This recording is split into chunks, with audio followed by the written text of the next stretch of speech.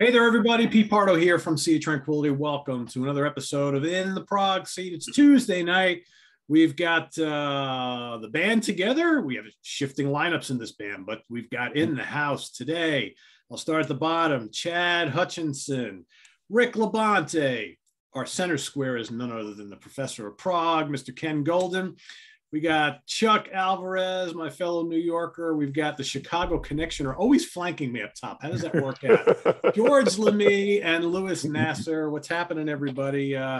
Today's episode is all about Genesis. So we have arrived once again on one of these, what is our favorite and our least favorite album of the artist in question. And today it's Genesis. So I've asked everybody to come prepared to talk about their favorite album by Genesis and their least favorite album by Genesis. So we're going to start on our favorites, and we'll go around everybody, and then we'll circle back and do least favorites. So I'll ask everybody to just explain why you like the one you like and why you don't like the one you like. So we'll go Chad, Rick, Ken, Chuck, Louis, George, and myself, and then we'll circle back around. So Chad, what do you got for us for your favorite Genesis? Okay, well, as probably common with all of you guys, the least favorite was probably pretty easy. Finding a favorite for me, there was a mass right in the middle. I actually went back and carefully listened to all of them, even though I've heard them all hundreds of times, and really tried to narrow down which one really spoke to me the most and which one I thought was solid from beginning to end. Gave me the most goosebumps, so to speak.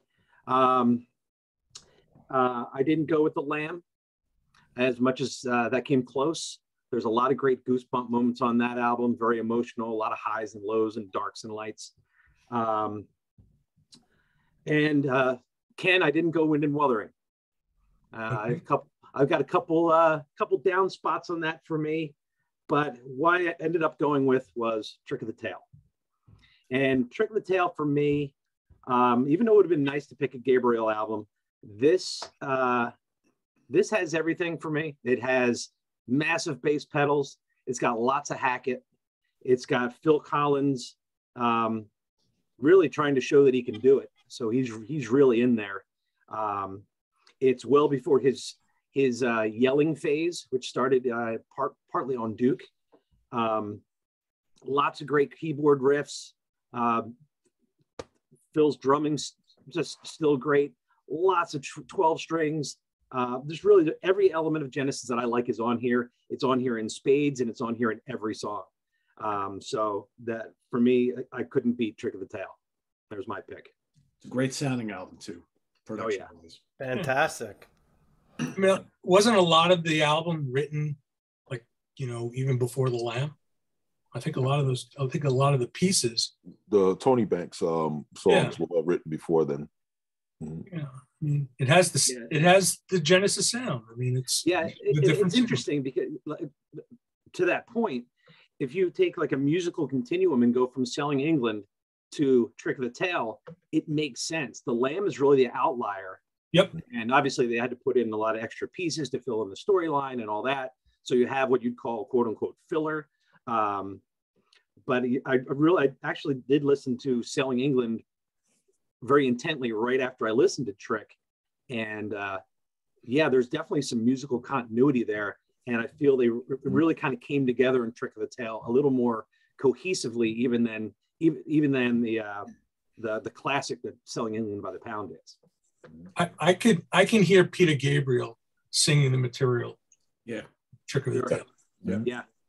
It's almost like looking back on it now, it would have made perfect sense for the Lamb to come after Foxtrot and then Selling England and then Trick of the Tail. Really? Musically speaking, right? When you listen to them in that succession, that's the way it should have been, I guess. Yeah. Especially with all the Vito type of harmonies that they have, could you get a taste of that in Selling England by the Pound? Some of those harmonies, the vocal parts that he would do in Trick of the Tail a lot, which I love. Right on, Chad. I think that's great. All right, Rick. Well, I didn't meet Chad. We never talked before. I'm glad to meet you because I feel strong. That's my fault. I'm a terrible host. It's okay. It's all good. But let me say, just a real quick introduction since we got the similar pick. I just want to say when I being that I was born in 1970, my first introduction to Genesis was, like, I break it up in three eras, right? You got the Peter Gabriel, then the Steve Hackett era, and then without him. And the first time I ever heard Genesis was Genesis. And I thought this was the first record. Just like the last show we did when we talked about Roger Waters, I pick up that cassette in the same store that I got Pros and Cons of Hitchhiking. And I've taken a gamble because my cousin Joe, who have already introduced me to Zeppelin and Deep Purple as a young kid, that he had a poster on the wall that was from Toronto, Q107, 12 months of the year. And there were two Zeppelin, the Russ, and Pink Floyd. And I was familiar. And the only two bands I wasn't familiar with was Supertramp and Genesis. And so when I saw this, I took a gamble because it was cheap. It's a cassette, and I picked it up, and I loved it. And that was my first introduction. So as you're a kid, you get a couple albums. You start going to the store to find out what else they got. I learned that there was more. And needless to say, going back to Peter Gabriel, and although those end up being my favorite. But my favorite album today, if you would ask me maybe 3 years ago, it might have been Selling England by the Pound, because I really love that. But this one grew a lot, and I'm the same way, Chad. We never met, but Trick of the Tail is my pick. I even had to play it again last night just to make sure, album to album, to make sure it's just the one I'm going to go with, because they are very fine. Like, I love all of this catalog, and from Genesis back. But I would have thought, because of Led Zeppelin, The Doors, Bad Company, the first album was named after the band. I thought this was the beginning. I didn't know. I would go up to Invisible Touch before I learned that there was actually another singer prior to this, but wow. Phil Collins was in the band. So I had a lot of learning to do, and I would learn that in the 20s. But this one is such an ear candy listen. I love the vocals. I can say a lot what you have already said, so I won't do that. But Dance on the Volcano is one of my favorite tunes. I love Entangle because I love Beach Boys and Beatles harmonies, and they did that all through the record. Even the Madman on the Moon.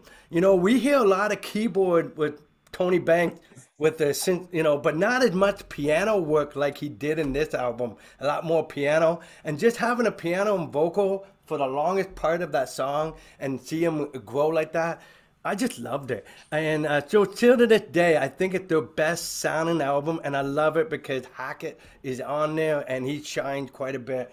There's a lot of beautiful textures there. The reason why I picked, if it was Peter Gabriel era, if we had like say, what's your favorite Peter Gabriel? It would probably be this, neck to neck with this. Only why I would pick this one, because it sounds so better production. It's 1993. What we like about this, 1976. I mean, sorry, 73. I think it's 1976, and I love that year for music. Just like I love 1978. That whole period, how albums started sounding so much better with the analog technology. This is no exception. This is fantastic. Same year, 2112 blew my mind about 1976 from Russ. This one blew my mind too. And I really was already a fan just on this. I didn't know actually the best stuff was behind this. I had no idea. And as I get older, you appreciate the whole thing. Yeah, Rick, it's funny, I started the same way. I was also born in '70. My first exposure to them was MTV. I learned a lot of my initial musical influences from MTV. I didn't have older brothers and sisters, so I had to find it somewhere. So my first one was a lot of MTV play from Abacab. Okay. So that was my first, and then obviously heard the Shapes album and went backwards. Right on. Same here. I'm the firstborn out of 4 kids. No one gave me the rope. It was just a poster on the wall that got my curiosity. I mean, if you got the Led Zeppelin, the Rush, and Pink Floyd on the wall, this got to be a cool band too. So I just took it blind faith, bought the album, and wasn't disappointed. But I didn't know that the best was yet to come. Go backwards. Go backwards. Well, Anthony, if you're watching, you must be pretty happy right now. We got 2 Trick of the Tails. Holy cow. You would have been number 3. Oh, really? Hey, that's his favorite too? I know that because he's talked about Trick of the Tail quite a bit. Oh, cool. And I like that too because you get the double CD, the DVD. Oh, yeah. explaining the make of the album, and shows you a 1976 concert too, which shows Phil on the front as a front man. He's quite entertaining. I was really impressed. Yeah, the only problem with that video is you get to the middle of cinema show and they start giving you that stupid video footage of people chasing a balloon through a swamp. It's horrible. Yeah. Just show the band, play the music. Supposedly there's uncut footage, the complete uncut footage in storage, and the guy who put it together, he doesn't want to release it. Nope. No matter how much money that they've gave him, doesn't want to put it out there. Couldn't imagine why he would care. Idiot. Anyway. Lewis, how about you rough that guy up and get that shit released already, huh? Just give me a name and an address. Hey, Lewis. Style right there. Hey, Lewis, sit up straight, Lewis. I have to grow the hair back for that. I am sitting up straight. Oh my God! In a different geometry. Scary.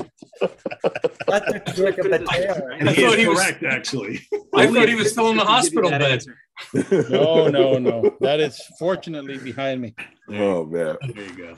Well, we're All glad right, Ken. What do you got, Ken? You know, it was so nice to hear the young kids talk about Genesis this way. So I guess I'm the Tell us a story, Grandpa. Yeah. So I think I'm gonna pull a Steve Reed. So originally, when I was thinking about this, I'm thinking like, what's the best Genesis album? And to me, this is the best Genesis album. This is the most top to bottom. It's the most complete. I don't want to say it's a perfect album, but it's a great record, right? Mm-hmm. But that's not the assignment. The assignment was what's my favorite Genesis album. Right. And all week long, I was thinking, Selling England by the Pound. Historically, if you would have asked me what's the best Genesis album, I would have said The Lamb. But then I said, really Selling England. But talking to some of my friends, talking to my friend Stu, who was the guy who turned me on to Genesis all those years ago, I said, it really is my favorite Genesis album is The Lamb. It is the outlier in their catalog. It has a very different sound. It was done when the band was in turmoil. Gabriel left the band, came back. It's a concept album. It's spread out over 2 albums. It's a little slow in parts on the second album. I find it to be kind of like an imperfect masterpiece. It's it would have made, I think, the perfect 3-sided album. Yes. But there's something about the album. I'm like a fly being drawn to it like a light. And it's very different. It's actually, I find it to be more aggressive. It's more experimental. You have Eno doing some of his oddball stuff. There are tracks which are just kind of textural, where Hackett's just playing some cool shit in the background, and Banks is just doing some nice synthesizer washes and stuff. But somehow you listen to it, it's telling a story. And that may actually, the story itself may be the drawback, because I think, as Charles said, there are parts of the album which kind of exist just to move the story along. And if it was just a collection of songs, you would probably think differently.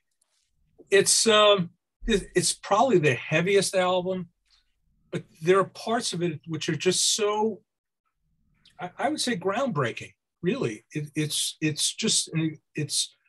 one of those records. You put it on, it's 4 sides. I'm sorry, I still think in terms of vinyl. And you listen to the album beginning to end. The first album is virtually perfect.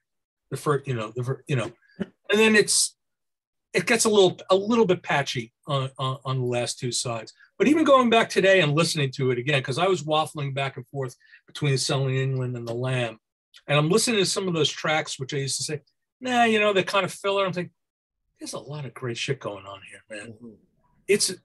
It's a very intense listen. And yeah, it's not like it's one of these is not like the others. It's the Lamb. It's just not like the other albums. And they didn't do anything before it or after it like that. And I can't think of another band that did anything of a similar nature, particularly not in 1974. So yeah, The Lamb is my favorite album from Genesis. You know what, to kind of put it in context, go ahead 20 years. We're not quite 20 years. I think Queensryche, Operation Mindcrime is kind of similar in a way, because that also was kind of an outlier in their catalog, that they never really did anything quite like that. And I think, going in, it's this complex storyline, and, musically there's real high parts, and then there's some that are, maybe not quite as spectacular, but when you listen to it all as a whole, it holds up really, really well. But that's the only time they ever did anything quite. The thing that, like with The Lamb, the stories, it's rubbish, right? So I mean, it's a silly story. But even if you go back and you think about Selling England, that is like the quintessential British prog album. It's got it. I mean, you think 1973, probably a lot of it written earlier, and you think back to what was going on then. You listen to that, and that is the epitome of a British prog rock album. It's, symphonic prog. It's got the mellotron. Of course, all of that's on The Lamb, but here it is. It's a story.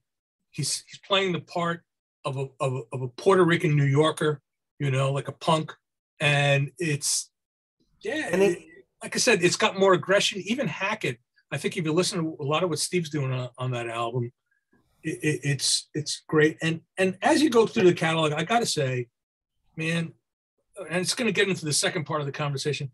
When Hackett left, boy, the train flew off the rails. It's so incredible you listen to their body of work before and after, when Hackett was in the band, and how much he really brought to that band.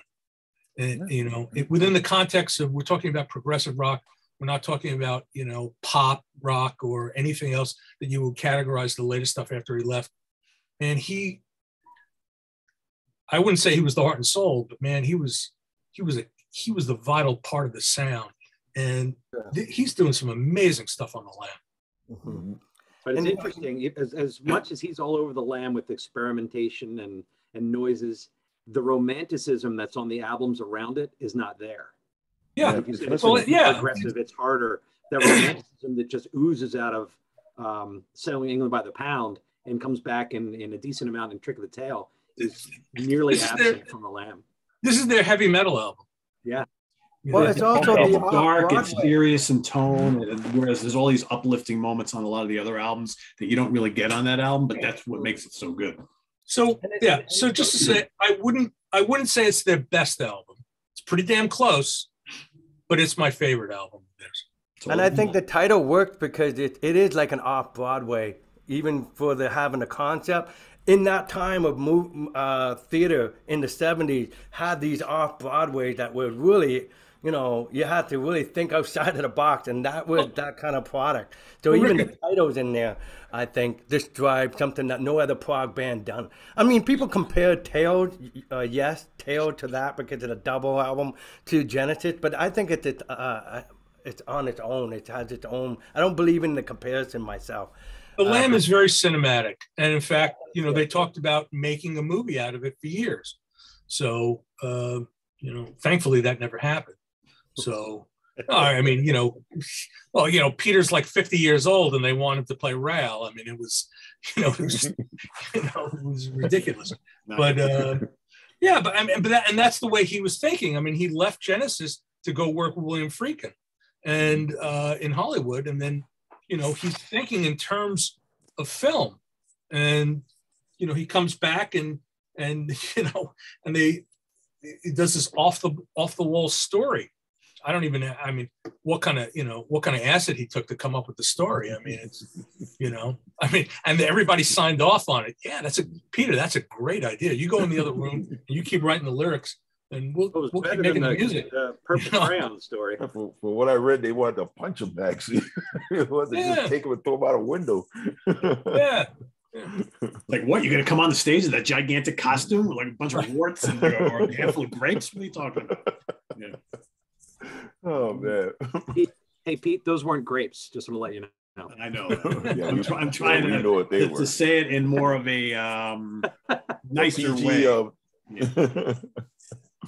right, Chuck.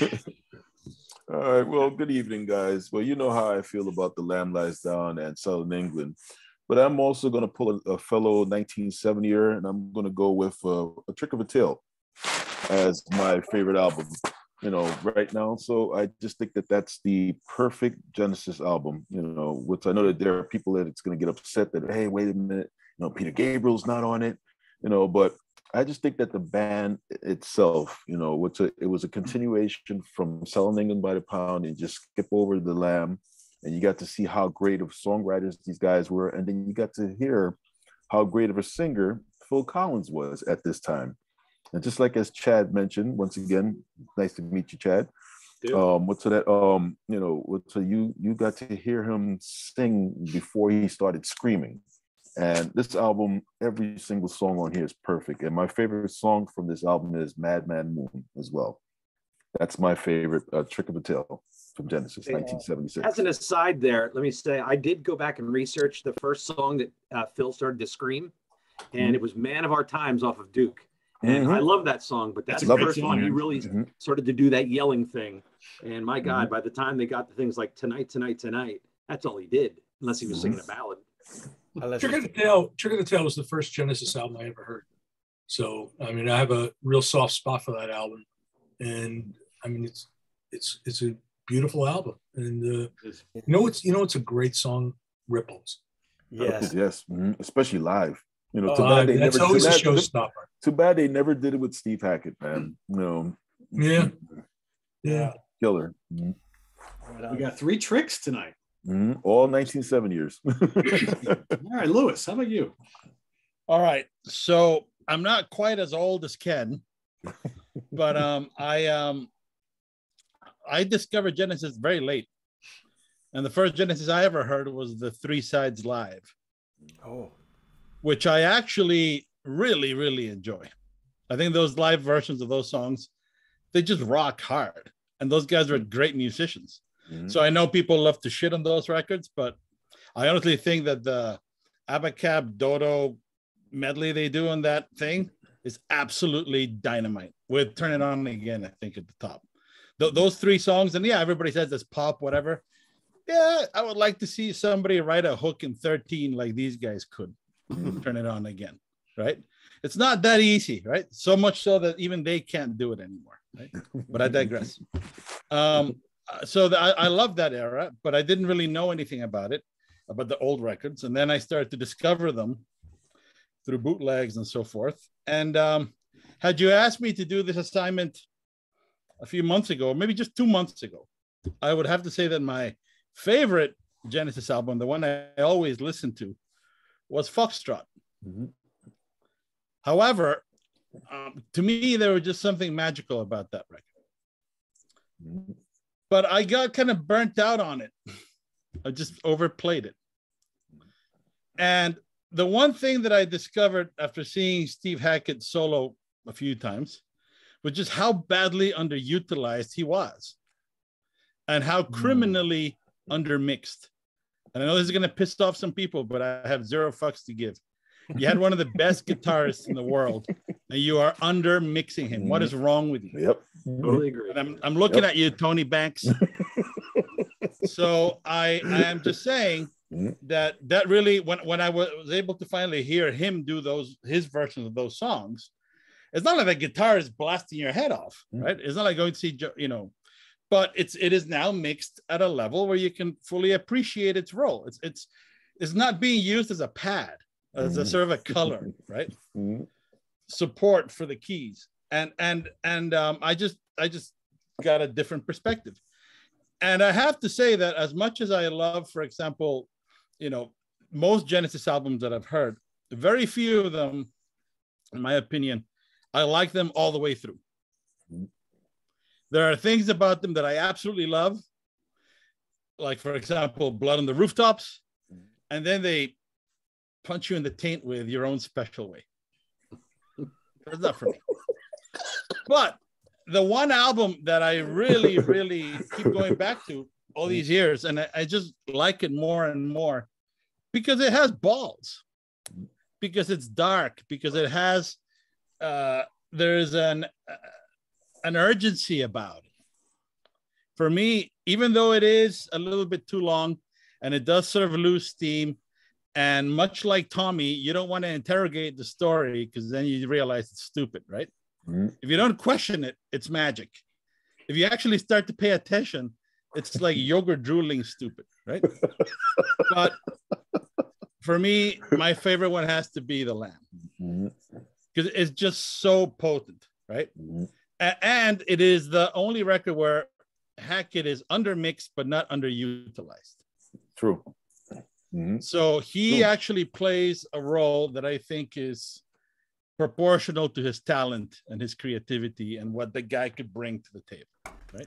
I don't know how. Maybe Tony Banks fell asleep at the wheel, something happened, but they let more of him in. Well, there's a lot of space to fill, so Yeah. And this record to me, especially the first LP, or the first CD, I guess, is it's just hard to beat. Like if you want to make an argument to somebody who thinks that prog is all about capes and unicorns and fairies, you play him the first LP of this, and you tell him to fuck off. Simple as that, right? And they have no choice but to comply, because this is what happens when you listen to this, right? It's a really great prog. It's an album you really have to listen to. There's so much going on at any moment. But that's the thing, though, is that it imposes its will on you, right? And if you just let it do its thing and listen to it a few times, right, it completely takes over, right? So for me, this is my favorite. The Lamb Lies Down on Broadway. It's just an amazing, amazing record. Yes, does it have filler? I agree, and I couldn't agree more with Ken. This would be the perfect 3-side album. Just absolutely perfect. Even the filler is really good. Yeah, but the thing is that the filler it seems lame compared to the good shit on there, right? Luis, everything in context, right? It's it's good stuff. That the more you listen to it over the years, I find I still, and I've heard it a ton of times in my life, I still hear things on each successive listen that I don't really remember that. But it's great, right? Because it's like, it's one of those it's a really deep album. It's long. And I find that because it is so long, I think sometimes you tend to drop in and out during certain parts of it, which allows you to then, when you revisit it, you hear these things and you're like, oh, that's pretty cool. I don't quite remember that. And I get that all the time when I listen to The Lamb, which is discovery. Can I let me just throw one thing in there, kind of. So, I'm always talking about vinyl, and the best version, The Lamb actually is very murky sounding album. I hate the remixes, that Nick Davis did. Same. You see these, those made it worse. Horrible. If you really want to hear Genesis at their best, you have to go back to the original vinyl. That really, and the classic records pressing, it's now incredibly expensive. They went back to the original master tapes, and I think it was Bernie Grumman that cut it.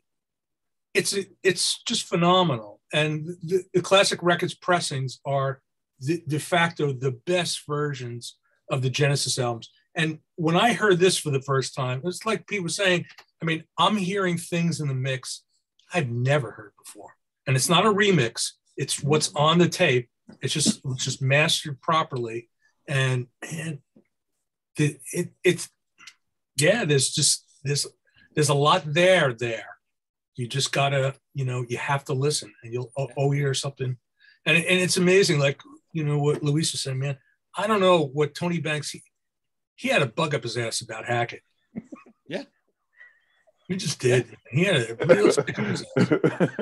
It's true. It's funny. It's true, actually. It's sad. You watch that video on the 76 or the Trick of the Tail bonus disc, and there are times where Hackett's playing a solo, but they're showing Banks, and he's almost looking over his shoulder like, are you done yet? Are you going to play that right? He has that aura to him. I completely the worst was the video, the documentary when they're interviewing the band. Oh, that sucked, man. You can see he's off in the other room. Yeah, you can see a quarter of Hackett's face, and his shoes. Literally, you saw his shoes. But it's horrible, right? Because he is, inarguably, in my opinion, one of the best guitarists of his generation. Exactly. If not the best of these prog bands from England.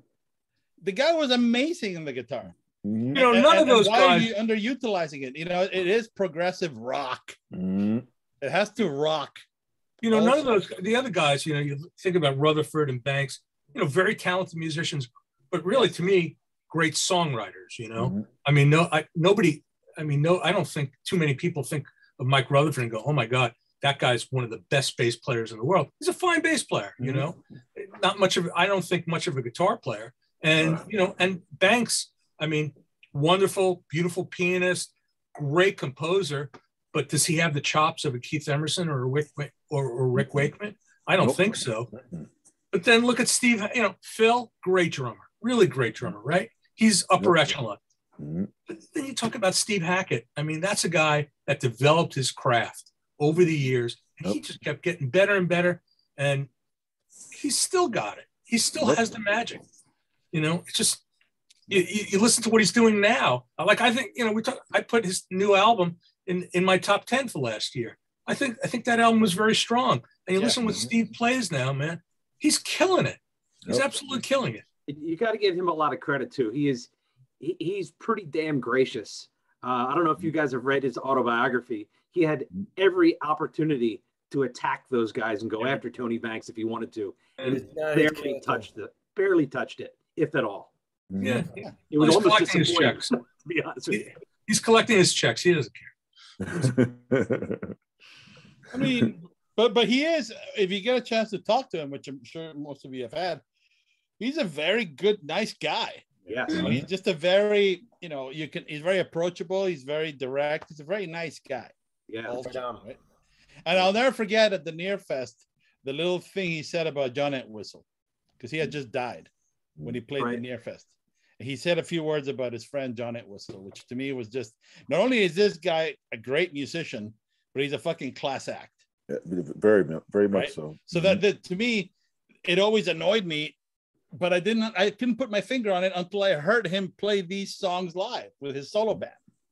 And then it finally dawned on me, all right, this is what these assholes did. I can't believe it. Right?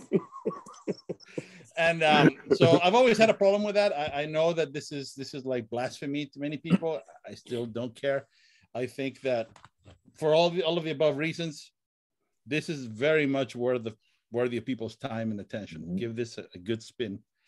And because the other records, I mean, yeah, Selling England by the Pound is a very pastoral kind of pretty album. You know, it sounds great, right? It's beautiful. It's got great things.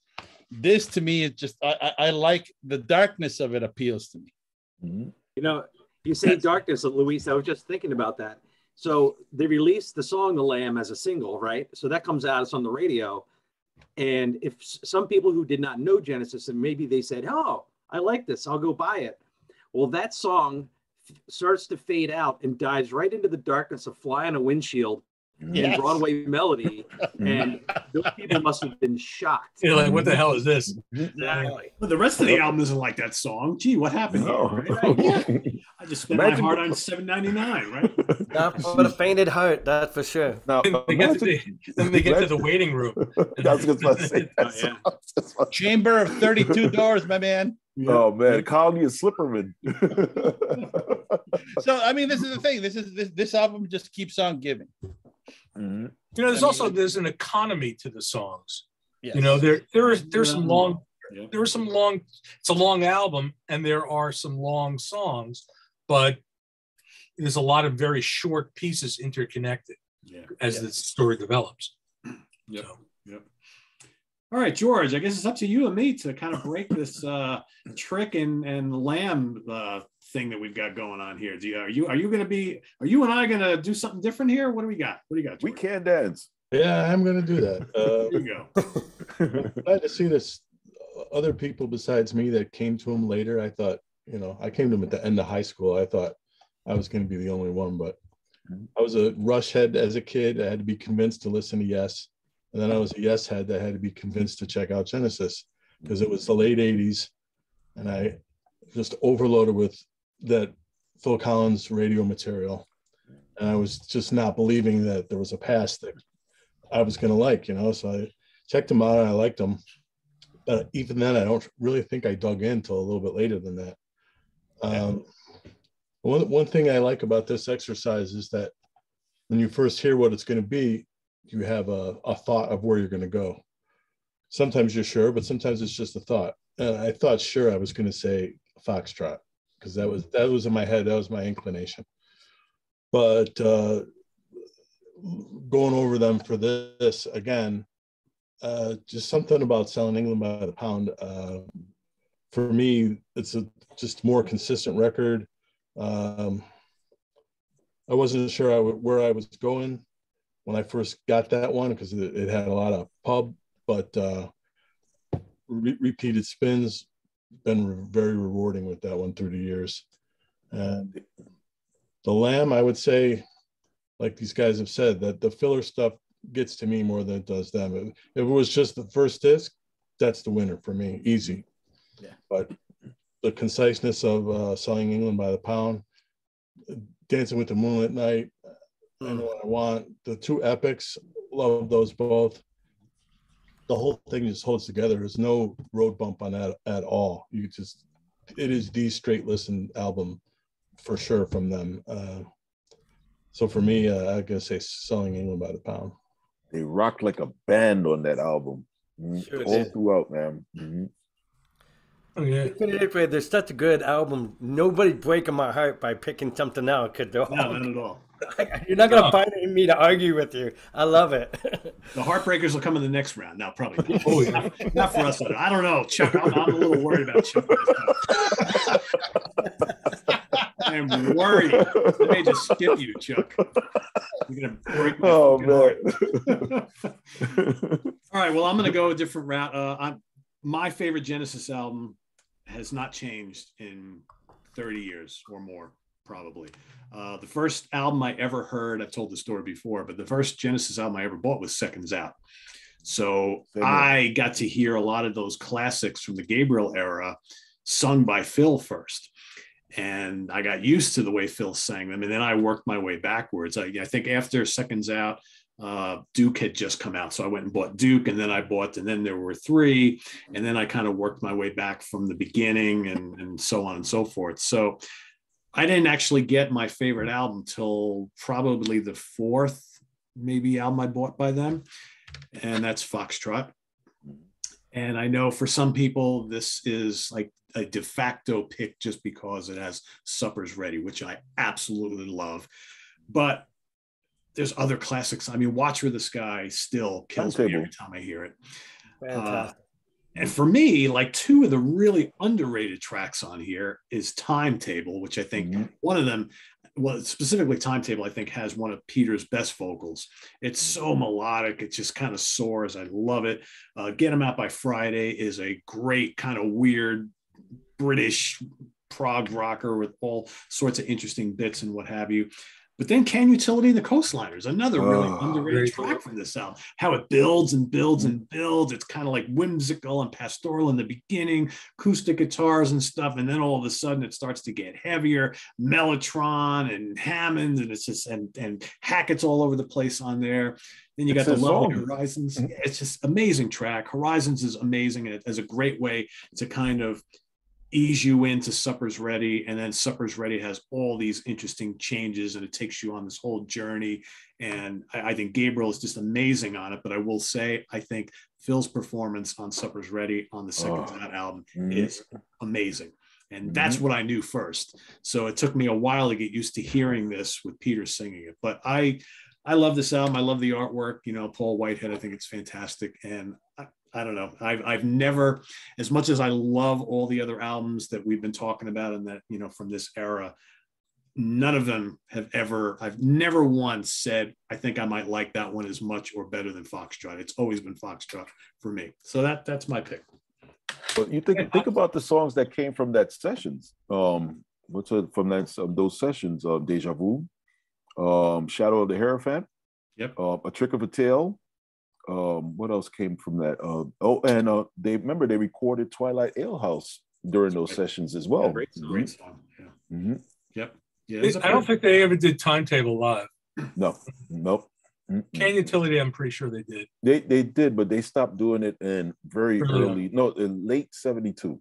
Yeah. You know, it would imagine if they would have put that onto Genesis Live, but that's a story for another time. Oh yeah, the single album, that was the crime in itself.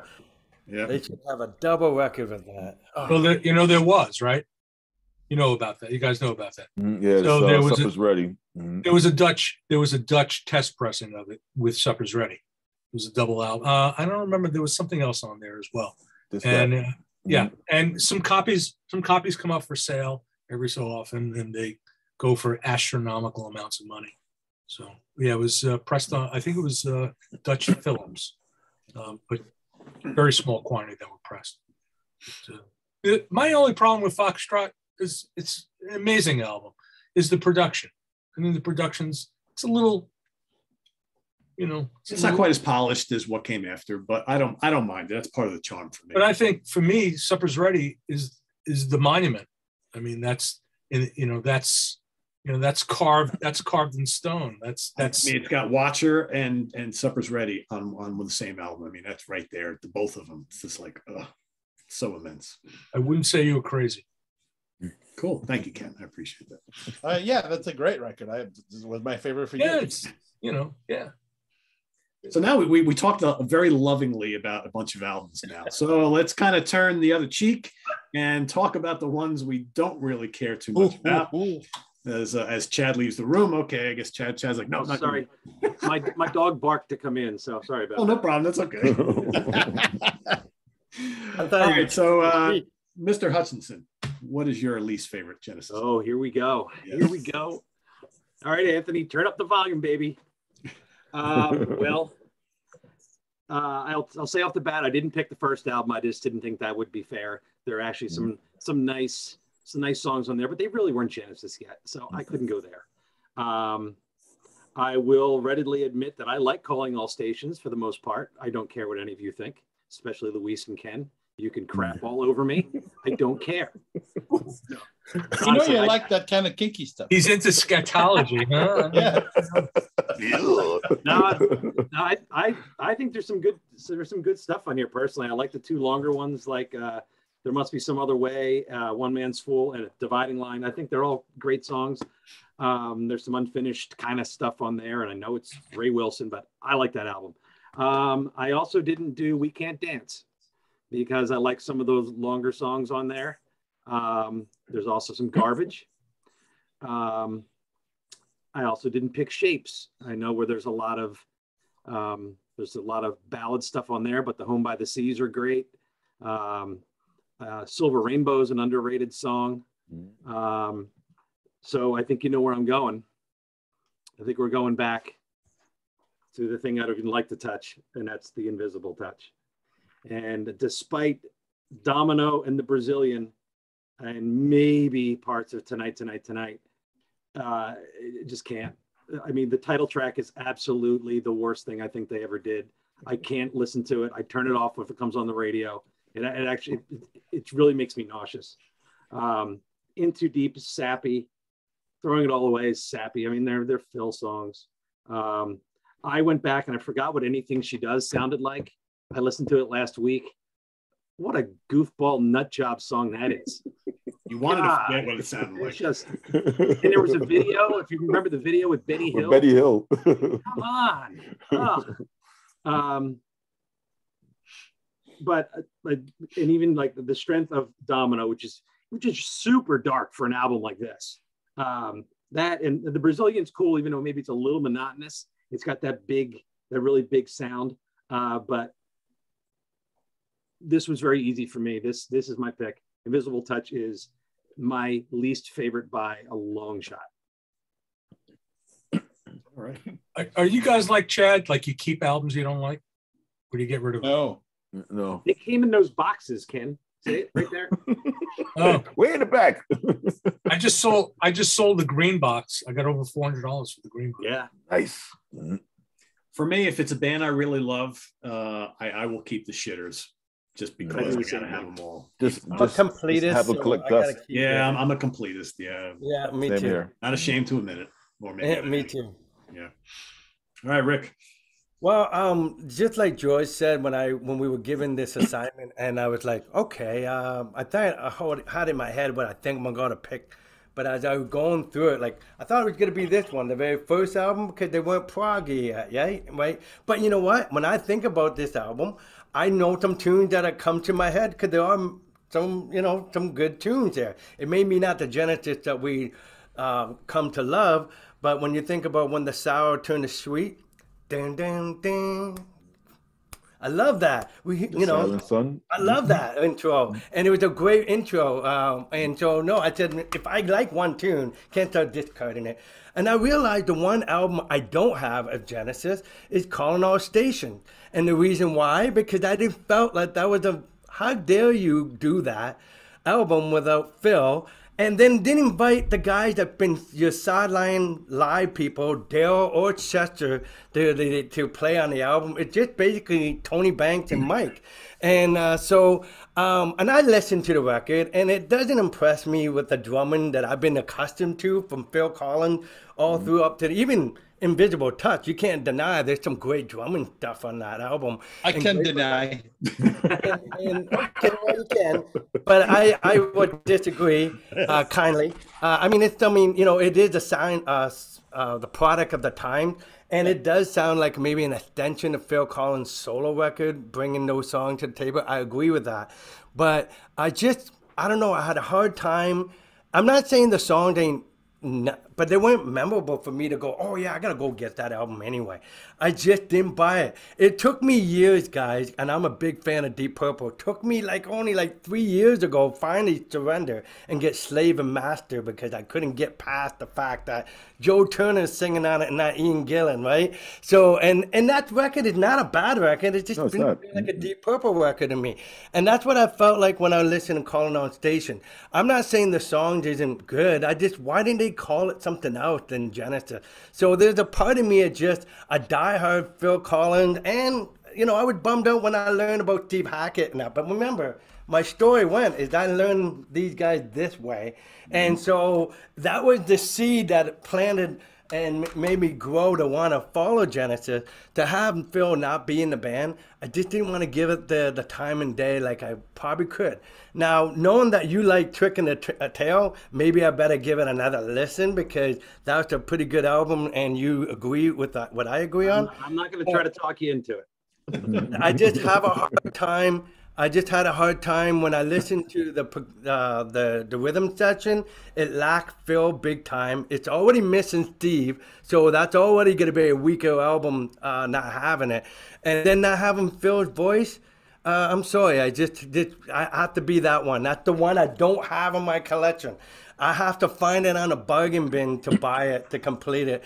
I probably will, because I have everything else of Genesis, including every live DVD, every remaster. I have all the, I have even the solo works by themselves. I have all the Steve Hackett stuff, but I just don't have that one. And almost like I'm just resistant, being a rebel with a cause, if you will, because that disappointed me. That how dare you guys go and do that? It's already missing Steven. You're gonna go do it without Phil, and so that's where it's at, folks. I would prejudice right off the bat. I'll be honest, and it's a confession, if you will. But that's my worst album, because if I didn't feel strong enough, if I listened to it to buy it, then it didn't hit me that hard. At least with this one, I can still remember a couple tunes off in my head. And so there must have been a little bit impressionable for me to remember these songs, even though I know that album that you're talking about probably a little more proggy than this one is. But it has Peter on it, and it's Forgiven. So anyway, that's my position, guys. Call on Station is the worst, not because it might be the worst album ever that recorded. It's just the one that's not in my collection, and for the reason I gave. Fair enough. All right, Ken. I don't have a problem with the first album. It's of its time. Yes. It has a sound that's not too dissimilar from other bands from that time, and and obviously they with Trespass, they turned into the Genesis we know and love. But I don't have an issue with it. And frankly, I don't have an issue with Calling All Stations. I'm not overly familiar with it. I had lost interest in the band by then, and but I heard it when it came out, and I actually listened to it a little bit this week when I'm trying to pick my least favorite Genesis album. I thought it was an inoffensive album. It wasn't good. It wasn't bad. And calling it the worst, that would be like, some guy like gets hit by a car and then you come up with a baseball bat, you start smacking him around. I mean, what would be the point? It's just not it was, and Ray Wilson, he was fine. It kind of sounded a little bit like Peter. I mean, the story goes that it was David Logden and him as the two finalists to replace Phil Collins. And Banks once again made another bad choice. And, the most offensive thing about that album really is that Ray Wilson made a career recording, covering Peter Gabriel songs and Genesis songs and songs he had nothing to do with. That I found offensive, but I don't know, the guy's solo material could be phenomenal. But anyway, Rumpelstiltskin, right? Whatever that was, I don't know. But it was a popular band, I think, for a moment. But so I kind of go back to, I'm going back to when we did the albums We Can't Stand, and mine was We Can't Dance. I went back to it again, and man, that is weak tea. That record's a shit eater. I'm sorry, and I know people were giving me a raft of shit about it in the comments last time, and it's like I don't really care, because just because a song is 10 minutes long, it doesn't make it some magnificent slice of prog rock. It's an album of ballads, and it's a Phil Collins solo album backed by Tony Banks and Mike Rutherford. There's no fire. There's not even much smoke on that record. It's just, to me, it was like a big cocaine deal. It's just a crappy record. I'm looking at it's really funny. For me with Genesis, the albums, my interest started to wane once Hackett left. I liked And Then There Were Three. It was a good album, but I listened to it and I'm like, gee, this would have been better with Steve. Live, it was fine. You had Daryl Sturmer playing on it. It was fine. But Rutherford's not much of a guitar player, I don't think. He was fine as a rhythm player, but he's not a lead player. And what he's doing on that record is just so tepid that why they didn't have Sturmer playing on it. And I think I kind of know, because if you listen to the songs, the way they're written, there's no place for him. What would he do on those records? As you listen to those songs, Hold On My Heart, I'm looking at the track listings, and then garbage like Jesus, He Knows Me, I Can't Dance. I mean, that's horrible. I think the worst song on there is unfortunately the one that Phil wrote for Eric Clapton's son, Since I Lost You. That's dribble. You know what? I barely made my way through that. I mean, and I'm thinking, so they end with the 10-minute Fading Lights. That's just as shitty as the other 10-minute song on the album. It's just not a good record. And it's an indefensible album. I mean, what I think is funny is that with going through the Genesis discography, I'm like, they went from being a progressive rock band. By the time they hit We Can't Dance, they're characterized as soft rock, pop rock, synth pop. And you know what? They're right. Wow. They're absolutely right. And they nailed it, because that's what that is. It is a passion. I shouldn't say a passionless song, because I'm sure that, there's something behind all of these songs, but it's not anything that I care about. It's the progressive era, the prog rock era of Genesis was dead and buried by then. And I don't own it anymore. That's why one of the things I was asking before. I used to have it. I don't have it anymore. Calling All Stations, that's not really a Genesis record. you know, That's what I thought. that's like the Tony Banks band or something. But yeah, We Can't Dance. You know, it's like I'm just revisiting what I said last time, and I think it's making me angrier. It's just a really bad record. You know, they got progressively worse. But on the other ones, the previous albums, there was always something. You know, there was some. You know, we was talking about Home by the Sea. There was something that engaged you. Even, you know, Domino or whatever, the Brazilian, I remember being an okay tune. There was something like they would give you they would throw you like a glimmer of hope that there was something of interest there. But We Can't Dance, man, that's a flaming turd of an album. Yes. Oh man. More about that later. All right. Well, Chuck, should I like hold my ears here? no, you're fine. You're right. You're right. Good. I've been worried about this all week. I'm gonna protect my cat's hearing if you don't mind, Chuck. You know, it's not Charles, it's George I'm worried about. Oh man. Well, you know, George set the benchmark. So, you know. Oh yeah. Oh man, I've been laughing at the Peter Hamill nonsense for quite some time now. So, but you know, as I told you before, I love nursery crime. I just don't like the sound of it. You know, the sound of it makes me angry. You know, because it just sounds like they're playing, like it's a bunch of amateurs playing behind a bunch of cardboard boxes.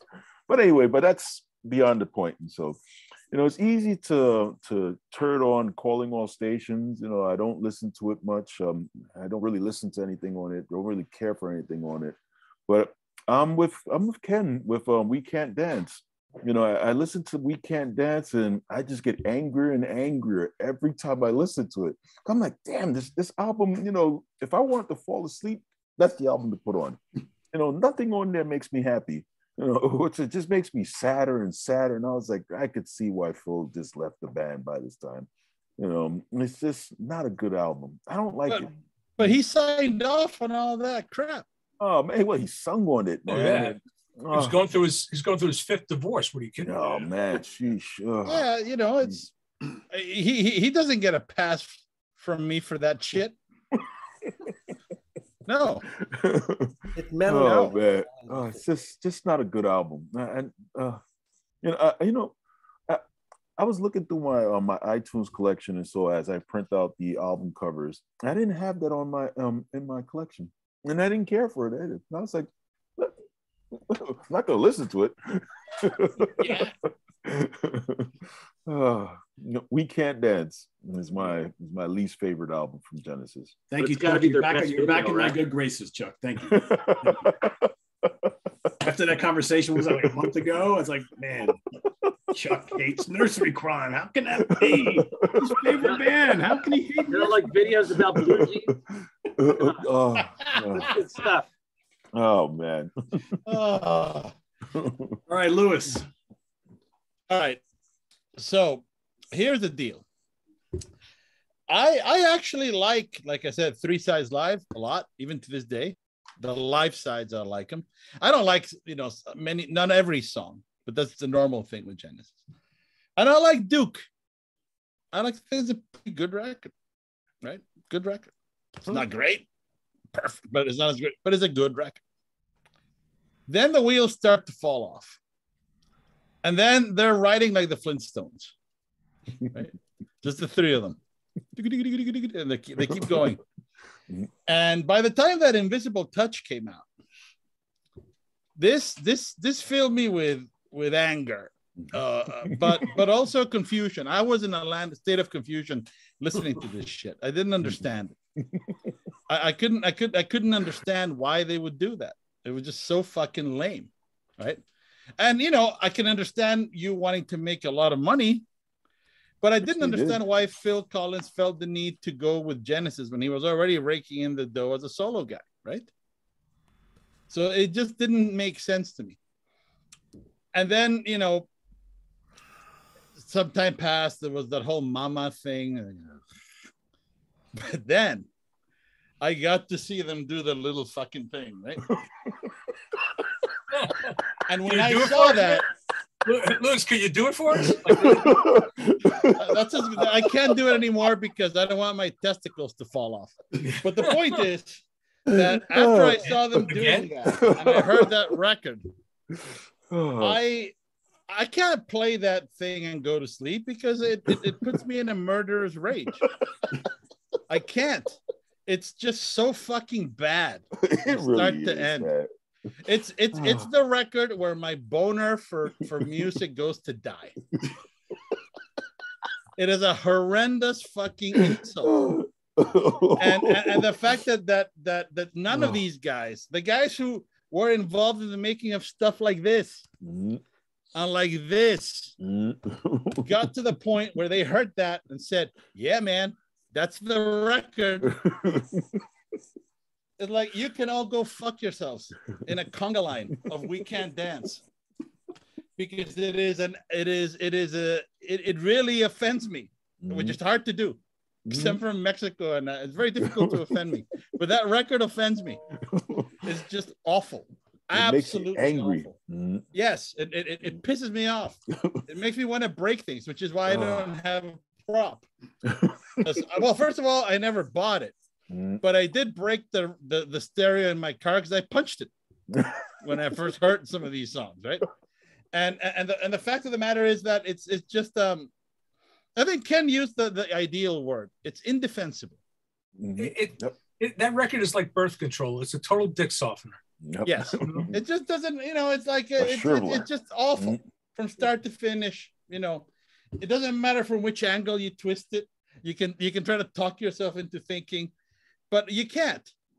Right? Yeah, crap. It's like you're thinking. Why? How did the guy that drummed with Brand X come up with this limp-wristed shit? And I'm not making a homosexual remark. I'm saying it's almost like feather tapping with a Lin machine, and it's just lifeless and stupid. When Phil, when Phil discovered the drum machine, for me that was really where things really started to go downhill. And it was Duke. I mean, Duke was a good album. When they did it live, they did the suite. Did it and that's how the album should have been, Yeah. But he got infatuated with the drum machine, and the drum sound on all those Genesis albums after that are so homogenous and so uninteresting. Yeah. He and Hugh Pagham invented that gated drum sound, right? Awful. Well, that is another affront to humanity. The gated reverb on drums. Oh man, no, dude, this is terrible. Which is why I respectfully disagree with my brother Rick. I think the drum sounds in Invisible Touch are disgusting. And maybe Phil can play great, but I no longer want to hear him playing. Oh, I agree. Of the horrible sound. I agree. The 80s sample of sound, that was the product of everybody at that time. But I'm just saying, it had some. He didn't just use a computer drum all through that. There was some fancy playing there, and in fact, Chester would play that live. And he would do an awesome job when he would do it. Chester Thompson is not to be blamed for any of these turds because he had nothing to do with them. He was just playing live, getting a paycheck. Kudos to Chester. He gets a fucking pass, right? I'm just saying the guy in the band decided that was what he wanted to present to the world, right? What's really crazy too is that these albums that we're kind of torching right now for many people, especially here in this country, are some of the greatest albums of all time and the albums of a generation. And I grew up with that era of Genesis and all those great sellers. Pete, wait for the comments. Wait for the comments. Oh yeah, these are people who the Gabriel stuff, whatever. But I grew up with these 80s and 90s. Yeah, so did I. The sad reality is, I would go see them. I love seeing they were, one of the greatest live bands ever, maybe the greatest live band ever. But as the years would go on, it got to the point you're going to see them just to see the medley, because the newer songs, they were better live. They were certainly better live than and interesting than on record, but that could be said about a lot of bands of that era. The material would be better live than it is under 80s production. I mean, I could say that about a lot of our favorite bands that went to that Just to sound relevant, just to sound like the time. I mean, look, Steve Winwood, we talk about Roger Waters doing the same thing. Everybody experimented that electronic drum, even our beloved Rush. I mean, it was something that tempting, because you got to understand, back in the day, the prog rockers wanted to be up and up with the latest equipment. And even if it's going to get dated and it'll be something they're not going to love a decade from now, they want to be the first to play it. Oh, wait, like Rush got the Roland synthesizer, let's put it in. Yeah, that might be the first to do it, but is it really needed?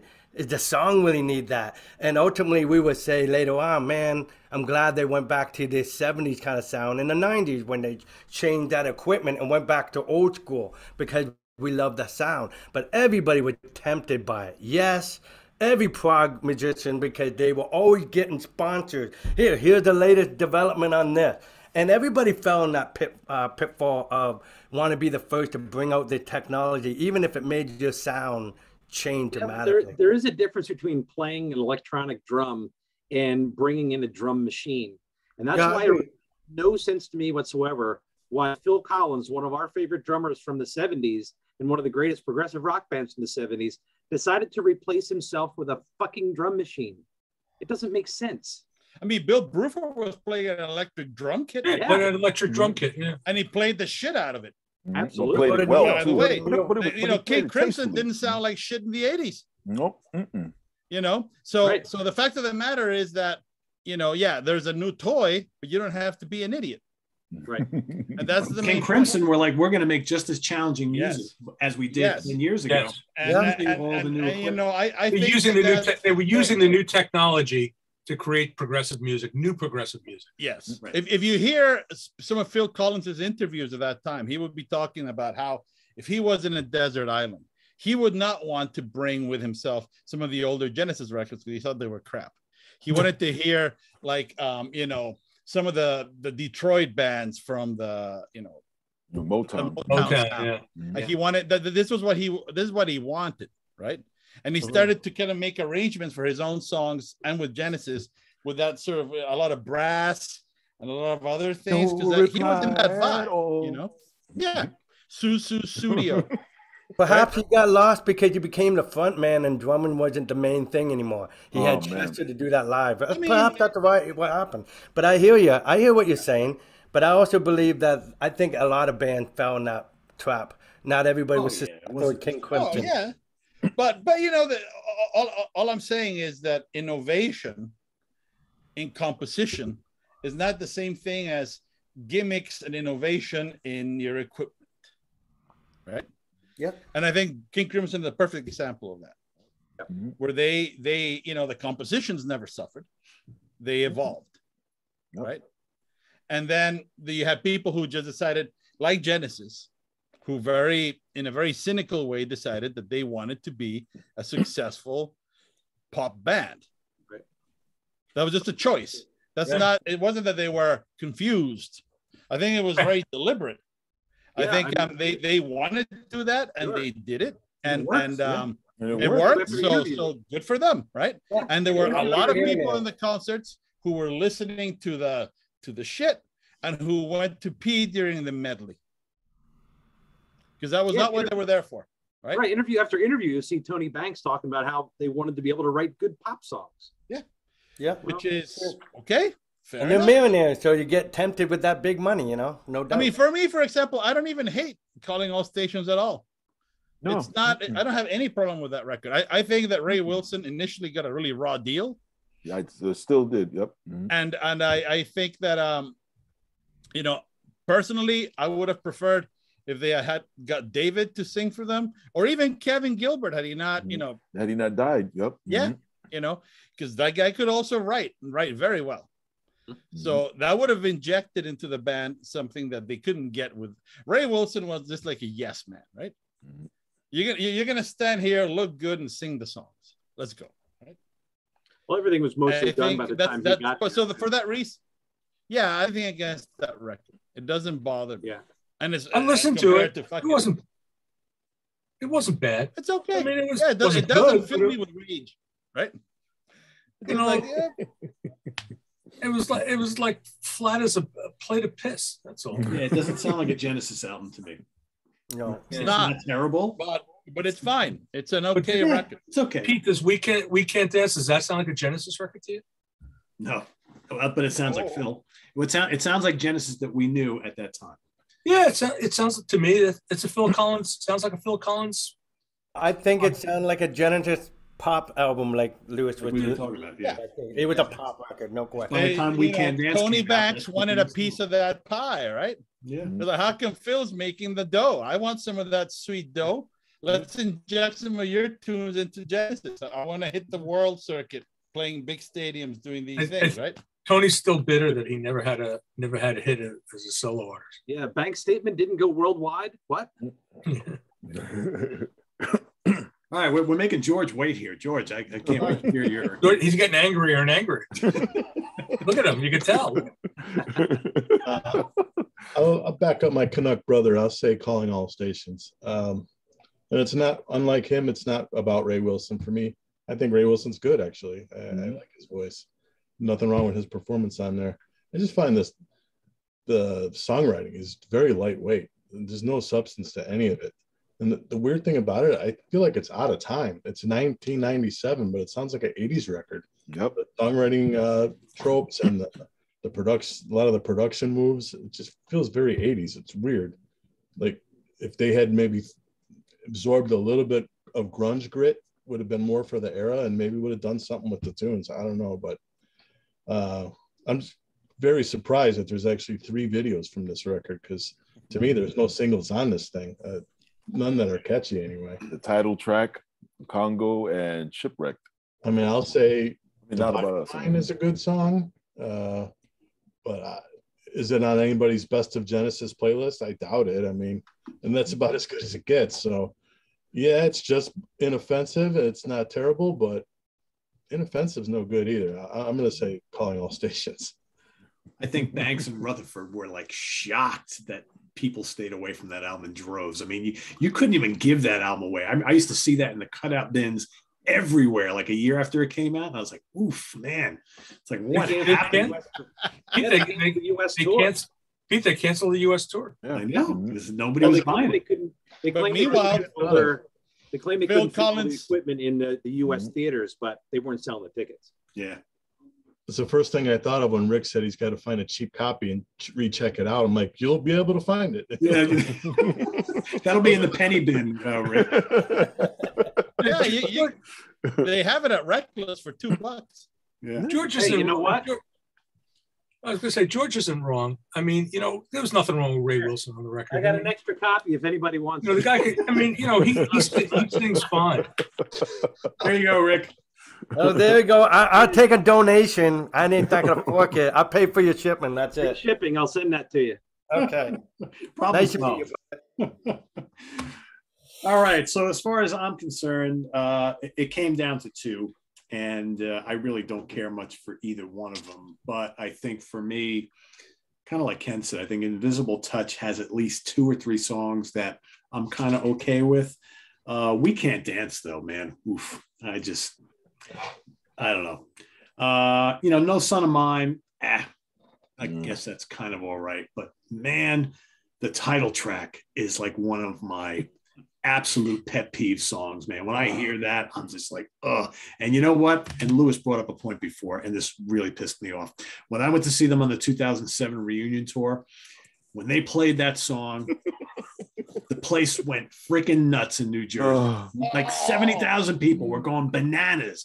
And then when they played the medley of all the old shit, everybody's running to the bathrooms and to the beer stand and whatnot. And I'm like, what injustice is this? But then again, 80% of the people in that stadium were probably fans of the band from the 80s and onwards. And that's the reason why. So, right. But I don't know. I find this pretty limp. Hold On My Heart. I mean, that's like that song, right? Man. Oh, I mean, Dreaming While You Sleep. Another Jesus, one. He Knows Me. I mean, I don't know. I don't find this interesting whatsoever. And I think my hatred of the title track probably even drives it further. But yeah, I could have picked Invisible Touch too, because that's not very good either. I can deal with the other ones. Calling All Stations, I don't think is terrible. I don't think it's very good, but I don't think it's terrible. And I don't mind Add a Cab. I don't mind the self-titled. I think those are fine. I like Duke. I like, and then there were three. I don't mind. The first album, I don't really listen to the very first album all that much either, but it's not really Genesis as we knew them yet. It's more like a folky Bee Gees type of band, which is okay. I mean, for what it is. But yeah, this is getting my vote today because I don't find a lot redeeming about this one, unfortunately. I mean, with the Invisible Touch, I'll say that it has given me some satisfaction in the following sense. My brother Matthias Olsson loves to wear an Invisible Touch T-shirt for irony purposes, and he uses it as a conversation starter wherever we go drinking.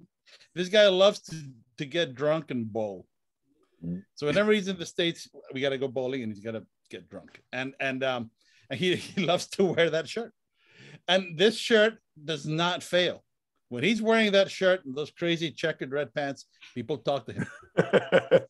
and this is exactly the effect he wants, Didn't he wear that at Prog Day after I'm sure, because for him this is something funny, right? Yeah, that sounds familiar. So basically for him, if he's in a group of proggers, they're gonna look and be like, the fuck are you wearing that shirt for? That exactly. And if he's in a bowling alley with a bunch of people who don't know nothing about this kind of music, like, hey, Invisible Touch, man, I love that. Man.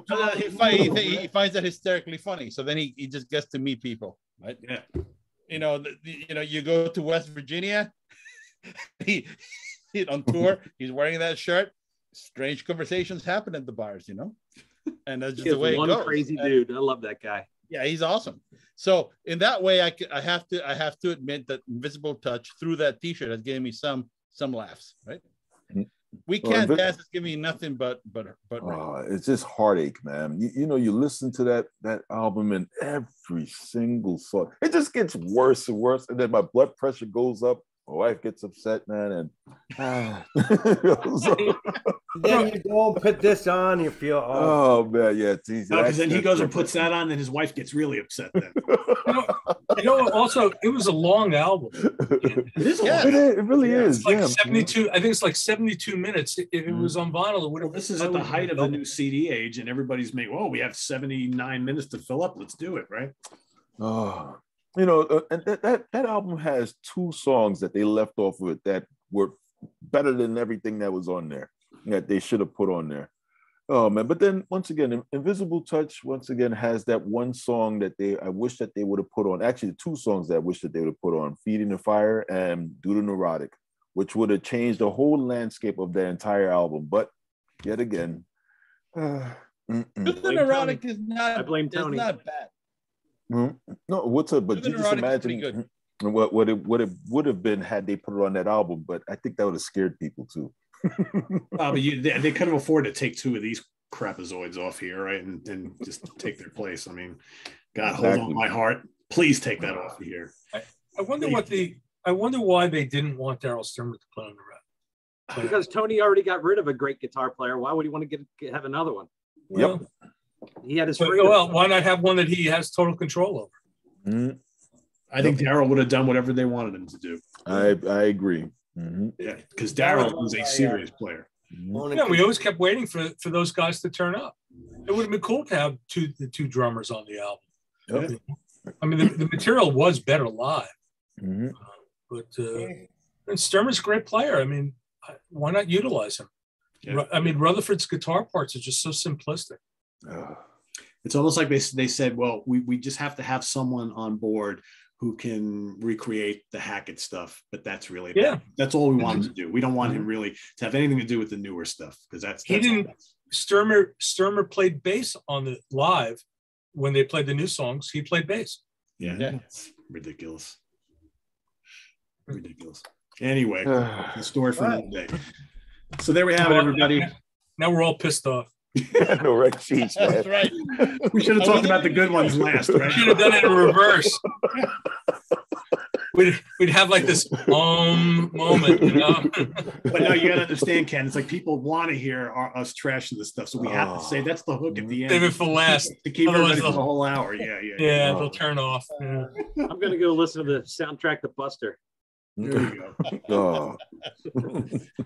So there you have it, everybody. our favorite and least favorite Genesis albums. And in the comments below, please list your favorite and your least favorite. It'll be interesting to see what folks come up with now that we've let you know which ones we like and don't like. So I want to thank the guys for helping put this all together here, and stay tuned for another In the Prog Seat next week. And in the meantime, visit us on the web at www.seaoftranquility.org. We're on Facebook. We're on Twitter. Of course, we're here on YouTube all the damn time. For Chad Hutchinson, Rick LaBonte, who's got a new album coming out in a couple of weeks. Make sure you stay tuned for more information on that here on the channel. Ken Golden, check out lasercd.com. We've got Chuck Alvarez. Thank God he likes nursery crime. We've got Louis Nasser and George Lamie. Thanks for watching. I'm Pete Pardo. Have a good night, everybody. Take care. Take care, everybody. Stay safe. Good night, everyone.